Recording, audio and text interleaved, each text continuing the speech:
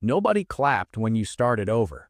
Nobody saw you sitting alone at midnight, staring at the ceiling, asking yourself if you had made the biggest mistake of your life. Nobody saw the tears you swallowed before walking into a room full of people who had no idea what you were carrying. Nobody saw the version of you that nearly gave up, the version that almost stayed. But you did not stay, and that matters more than you will ever know. There is a kind of courage that the world never celebrates. It is not the courage of the grand gesture. It is not the courage of the victory speech or the moment on the stage with the lights and the crowd. It is the courage of the Tuesday morning when everything in you wants to quit and you get up anyway. It is the courage of rebuilding yourself in complete silence, with no audience, no validation, no guarantee that any of it will ever work. That is the courage you have been living. Most people will never understand what it costs to start again. They see the result. They see the glow-up, the transformation, the new chapter. But they never see the months you spent doubting every single decision. They never see the days you worked so hard and felt so far behind at the same time. They never see the quiet sacrifices, the things you gave up, the relationships that faded, the version of yourself you had to grieve before you could grow. You had to let a part of you die to let a better part of you live. That is not weakness. That is the deepest kind of strength. Here is what they do not teach you about rebuilding.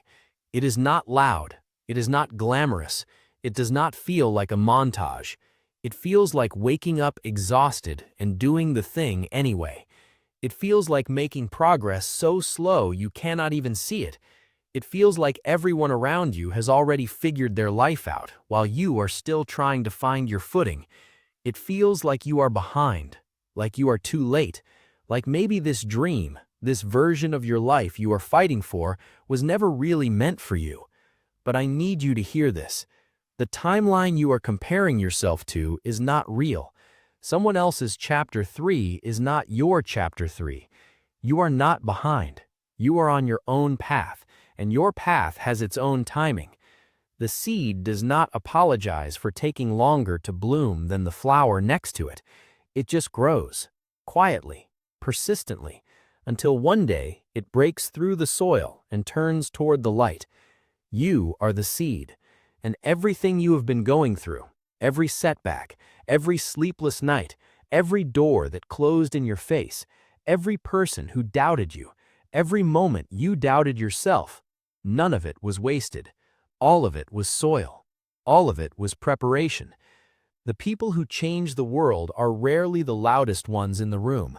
They are the ones who kept going when no one was watching. They are the ones who did the work in the dark, long before the light came. They are the ones who chose, over and over and over again, to believe in something that had not happened yet. That person is you. Do not shrink yourself because your progress has not been seen yet. Do not minimize what you have survived because no one gave you credit for surviving it. You do not need permission to take up space. You do not need someone else to validate the realness of your pain or the power of your comeback.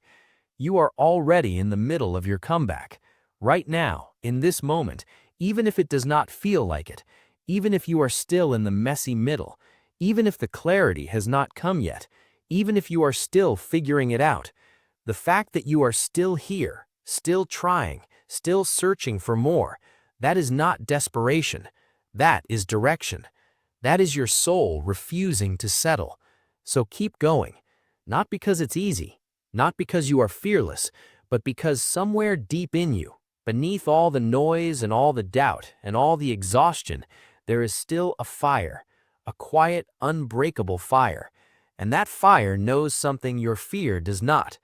It knows you are capable of far more than you have shown the world yet. Your best is still ahead of you.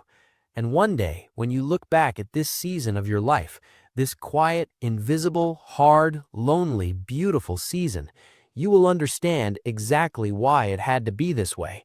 You will see that the silence was not abandonment, it was preparation. You will see that the struggle was not punishment, it was refinement. You were being made for something greater than what you left behind. So do not give up on yourself today. Not today. Wake up tomorrow and do the thing. Take the step. Make the call. Write the first line. Start the work. Small or large, it doesn't matter. What matters is that you move, because the world does not know your name yet, but it will.